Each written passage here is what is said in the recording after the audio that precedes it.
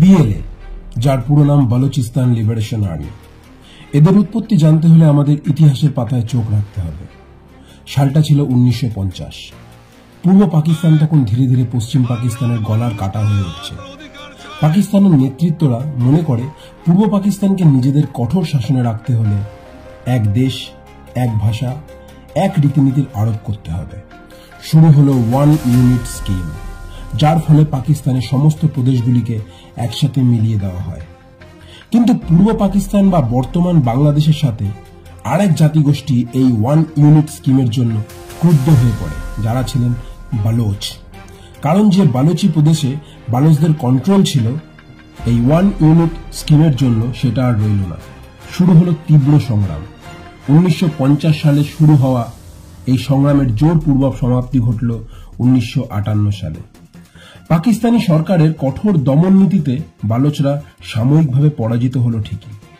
1970 সালে জুলফিকার আলী ভুট্টো ক্ষমতায় এসে বালুচিস্তানকে বিশেষ কিছু সুবিধা ও সম্মান প্রদান করেন।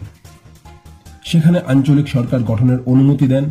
কিন্তু 26শে মার্চ 1971 বাংলাদেশের স্বাধীনতার পরে জুলফিকার আলী ভুট্টো রাজনৈতিকভাবে প্রবল চাপে পড়ে যান।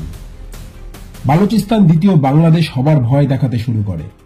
তাই 1973 সালের ফেব্রুয়ারি মাসে বালুচিস্তানকে পাকিস্তান বিরোধী কার্যকলাপ, বালোচদের অস্ত্রশস্ত্র আমদানির অজুহাতে 14 ফেব্রুয়ারি 1973 সালে সরদার আতাউল্লাহ খান মেঙ্গালের বালুচি প্রশাসনকে ভেঙে দেওয়া হয়। এর বিরুদ্ধে বালুচিস্তান পুনরায় কড়া আন্দোলন শুরু করে, যা 1977 সাল পর্যন্ত চলে।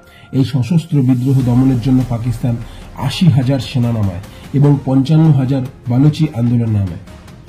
5,000 বালুচি আর 3,000 পাকিস্তানি সেনার এই সংঘর্ষে মৃত্যু ঘটে।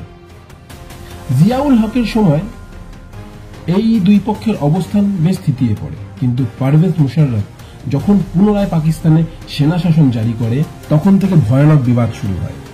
এই সময়কালে বালুচিস্তান লিবারেশন আর্মির গঠন হয়। সালটা ছিল 2000।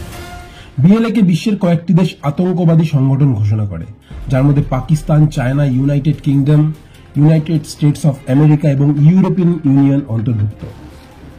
গোয়াদার পোর্ট নির্মাণ কার্য শুরু হয় চায়নার সাহায্যে। কিন্তু বালুচিদের বক্তব্য ছিল এই পোর্টটি তাদের মাটিতে নির্মিত হলেও এর থেকে আসা সমস্ত সুযোগ সুবিধা ভোগ করবে পাকিস্তানের পাঞ্জাব, ইসলামাবাদ এবং চায়নারা। শুরু হলো পুনরায় বিপ্লব। কিন্তু 2006 সালে বালুচ নেতা নবাব আকবর বুখতির মৃত্যু পাকিস্তান সরকার দ্বারা হয়, যার ফলে বালুচরা দিকে দিকে বিক্ষোভ শুরু করে।